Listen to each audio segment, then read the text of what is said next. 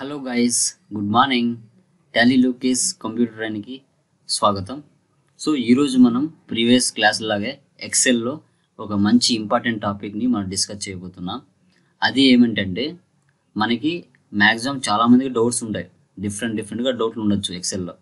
So వాటిలో ఒక్కొక్క trick మనం చెప్పుకుంటూ వస్తాం డే బై డే క్లాసెస్లో. ఓకేనా? సో ఇప్పుడు మనం ఏంటంటే ఇక్కడ ఉన్నాయి కదా కొన్ని నేమ్స్ ఉన్నాయి. ఇవన్నీ ఎలా ఉన్నాయి? క్యాపిటల్ లెటర్స్లో ఉన్నాయి.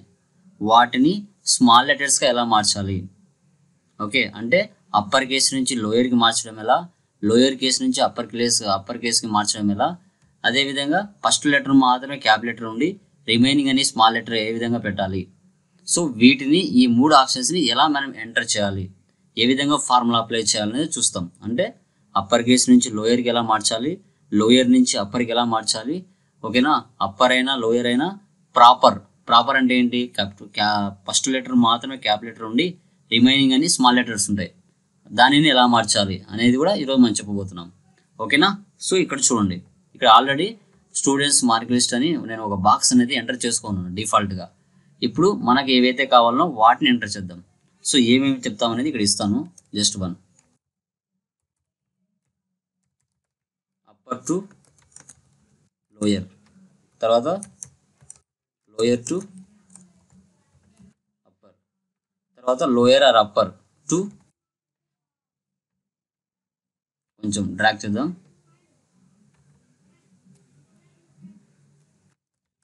ప్రాపర్. ఓకేనా? ఈ మూడింటి గురించి డిస్కస్ చేద్దాం.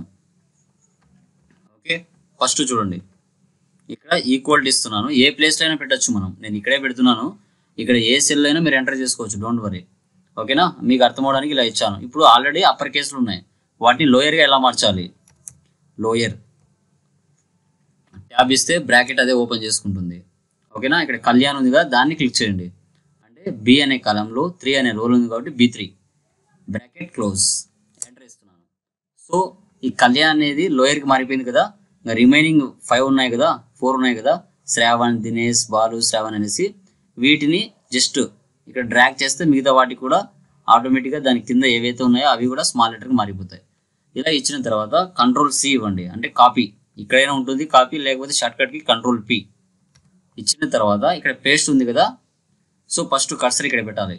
ఇక్కడ ఈ కళ్యాణ బాక్స్లో కర్సర్ని మనం సెలెక్ట్ చేసుకోవాలి. తర్వాత పేస్ట్లోకి వెళ్ళి ఇక్కడ పేస్ట్ వాల్యూస్ అనేది ఇవ్వాల్సి వస్తుంది. ఇది ఇవ్వకుండా డైరెక్ట్గా పేస్ట్ ఇచ్చారనుకో ఈ విధంగా వస్తుంది. ఓకేనా? అందుకోసం మనం ఏం చేయాలి? Ctrl+Z ఇస్తే బ్యాక్ వచ్చేస్తాం. ఓకే, ఈ ప్లేస్లో కర్సర్ని పెట్టి పేస్ట్ దగ్గర డాట్ ఉంది కదా, దీన్ని క్లిక్ చేసి పేస్ట్ వాల్యూస్ ఇస్తే ఇప్పుడు ఆటోమేటిక్గా అన్ని స్మాల్ లెటర్కి మారిపోతాయి. చూసారా?